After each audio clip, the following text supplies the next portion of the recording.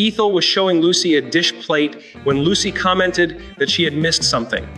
Lucy insisted it was just the plate's design, but after careful inspection, Ethel realized she had left gravy on it and the plate wasn't fully cleaned. They were at Lucy and Ricky's house, being the good neighbors they were. Ethel mentioned that her anniversary was on Monday and suggested that Lucy and her husband Ricky should join them in celebrating. Lucy asked, "Is it yours and Fred's anniversary?" Ethel replied sarcastically, "No, it's mine and Gregory Peck's anniversary." Lucy gave Ethel a pointed look. Ethel revealed that they'd been married for 18 years, and she had always hoped that at least once on their anniversary, Fred would take her to a nightclub. She explained that she planned to ask Fred about going to the nightclub on Monday with Lucy's help. She figured Ricky would encourage it, and her plan would succeed. But Lucy pointed out that even though Ricky worked as a band leader at the nightclub, he actually hated such places. Ethel's face fell upon hearing this. Then she mentioned she was thinking of the Copacabana specifically. Lucy's eyebrows furrowed at the mention of the Copacabana. Nevertheless, Lucy agreed to help Ethel at any cost, adding, "You can catch more flies with honey than you can with vinegar. Does that mean we should be nice to the boys?" Ethel asked. "Exactly," Lucy replied. Meanwhile, in the living room, Ricky and Fred sat on the sofas. Fred asked Ricky if he had plans for Monday night. When Ricky asked why, Fred put on a serious face and said it concerned his 18-year-old tragedy and he wanted Ricky to join him. Confused, Ricky asked what he meant. Fred explained it was their wedding anniversary, adding that he preferred to remember it as a tragedy. He suggested going to Charlie's Steakhouse and then watching the boxing match. Ricky replied that if that's what Fred wanted to do, he should. After all, it was his anniversary. He added that there must be some way to convince their wives.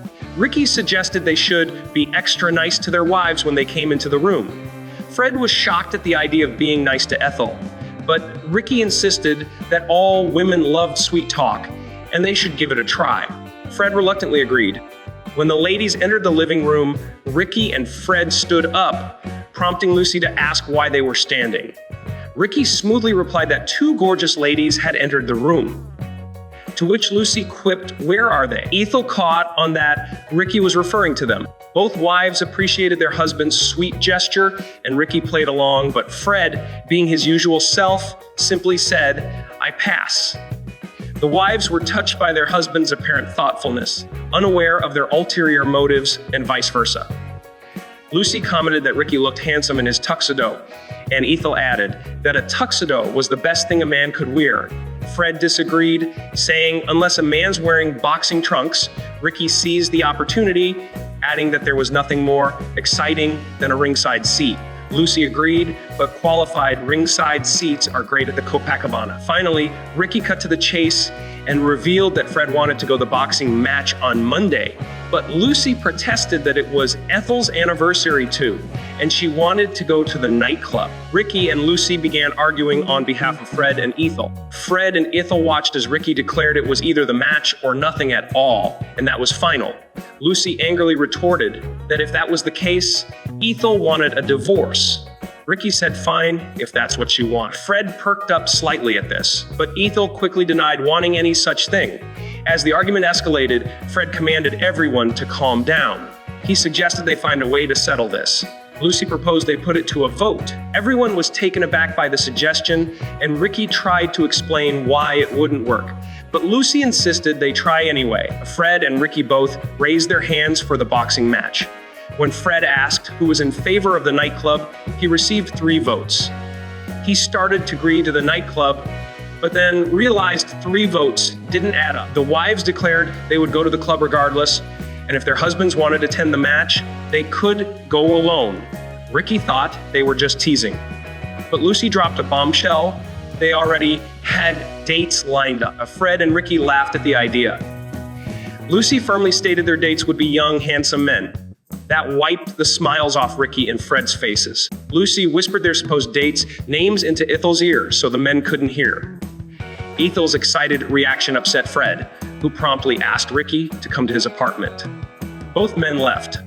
Once they were gone, Lucy confessed to Ethel that she had made up the dates just to make their husbands jealous.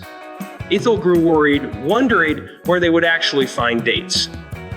As they pondered their predicament, both women realized just how difficult their task would be.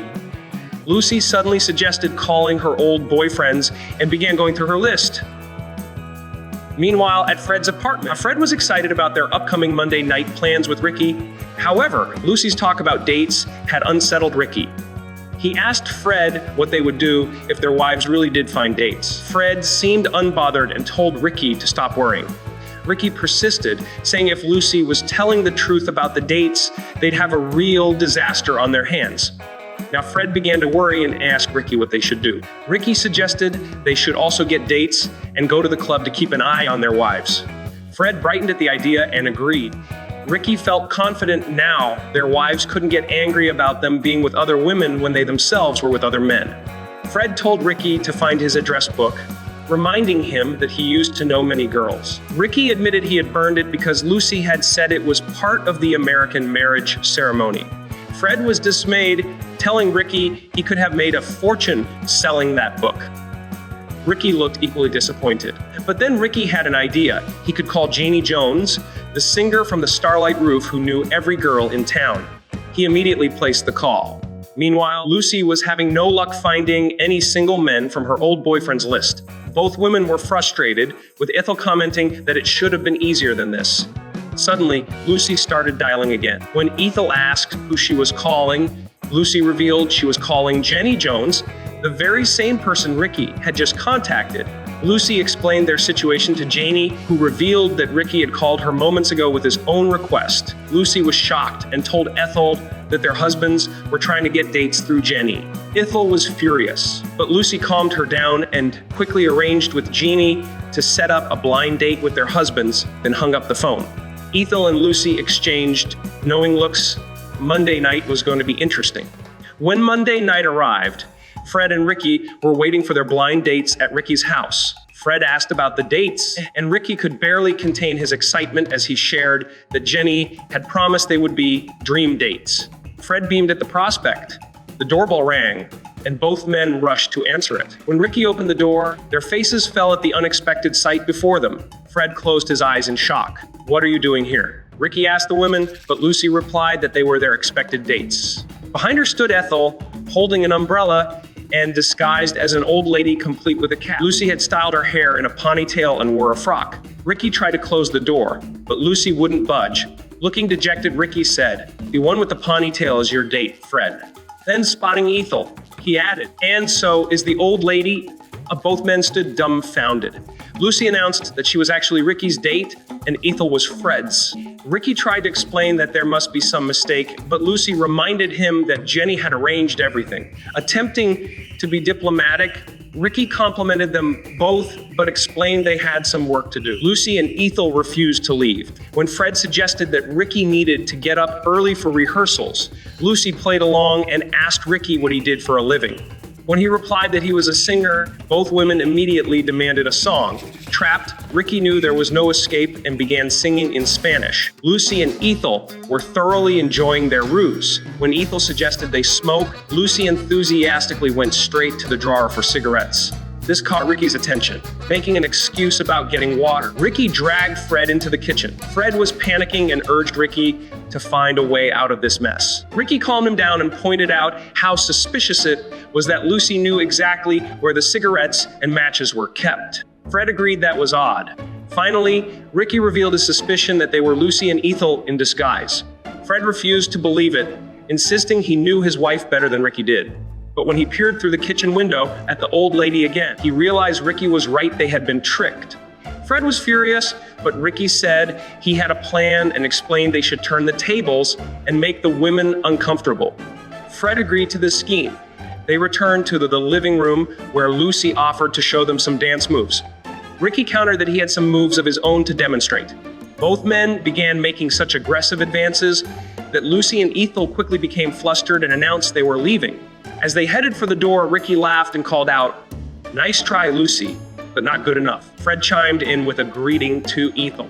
Lucy and Ethel were shocked at being discovered and looked crestfallen, but Ricky cheered them up by announcing that he and Fred had special anniversary plans for the evening. Both women brightened immediately and hugged their husbands.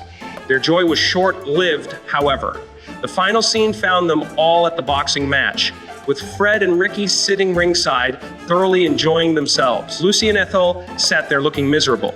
Lucy turned to Ethel and said flatly, "Happy anniversary," to which Ethel responded with an equally unenthusiastic, "Thank you."